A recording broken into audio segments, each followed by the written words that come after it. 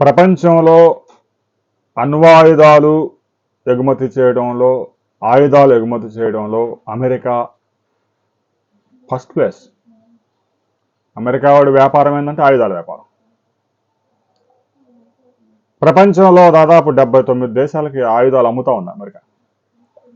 అమెరికాలో ప్రైవేట్ రంగంలో కూడా పెద్ద ఎత్తున ఆయుధాలు తయారు చేసి ఆయా దేశాలకు అమ్ముతూ ఉంటారు. వాడి వ్యాపారం అది, ఆయుధాలు అమ్ముకోవటం. కానీ ప్రపంచంలోనే అత్యధికంగా ఆహార ధాన్యాలు ఎగుమతి చేస్తున్న దేశంగా కూడా అమెరికా నిలిచింది. ఆయుధాలే కాదు, ఆహార ధాన్యాలు కూడా మేము అందిస్తూ ఉన్నాం. ఇక ప్రపంచంలో టాప్ 10 దేశాలు ఆహార ధాన్యాల ఎగుమతుల్లో 70% ప్లేస్ సంపాదించాయి. ఇప్పటికే చాలా దేశాల్లో ఆహారం దిగుమతి మీదే ఆఫ్రికా లాంటి దేశాలు ఆధారపడతా ఉన్నాయి. ముఖ్యంగా America, Brazil, Canada, China, Bharat, Indonesia, Thailand ఇలాంటి దేశాలన్నీ కూడా పెద్ద ఎత్తున ఆహార ధాన్యాలు ఎగుమతి చేస్తా ఉన్నాయి. భారత్ కూడా ఏటా 4 లక్షల కోట్ల రూపాయల విలువైన ఆహార ధాన్యాలు ఎగుమతి చేసి ప్రపంచంలోనే 8వ స్థానంలో నిలిచింది. దాదాపు 80 కోట్ల మంది ఆకలి తీరుస్తూ ఉంది భారత్.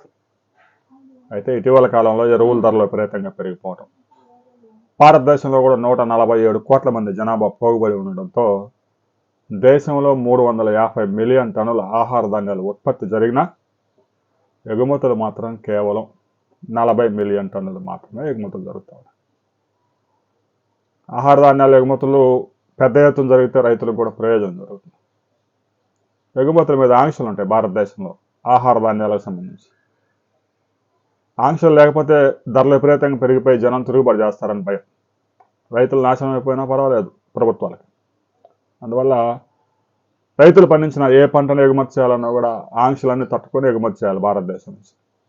ఒకసారి ఆంక్షలు కనుక లిఫ్ట్ చేస్తే భారతదేశంలో ధరలు సామాన్యులకి అసలు దొరికే పరిస్థితి ఉండదు. అందువల్ల ముఖ్యంగా ఆహార ధాన్యాల ఎగుమతుల మీద కేంద్రం నిఘా ఉంటుంది. దేశంలో ప్రతిరోజు ఏ ఆహార ధాన్యం ధర ఎంత ఉంది, ద్రవ్యోల్బణం ఎంత ఉంది, దానికి ఎగుమతులు ఫ్రీగా వెళ్ళిపోతా ఉన్నాయా, ఒకవేళ దాని ధర పెరిగితే వెంటనే గేట్లు మూసేస్తారు. ఇలాంటి పరిస్థితులు ఉన్నా కూడా భారతదేశం 40 మిలియన్ టన్నుల పైగా ఆహార ధాన్యాలు ఎగుమతి చేసి ప్రపంచ ఆకలిని తీరుస్తూ ఉంది. దీనికి సంబంధించి మరొక రిపోర్ట్ రాబోతూ ఉంది. ఆ తర్వాత మరిన్ని వివరాలతో మరో వీడియోలో మనం కలుసుకుందాం.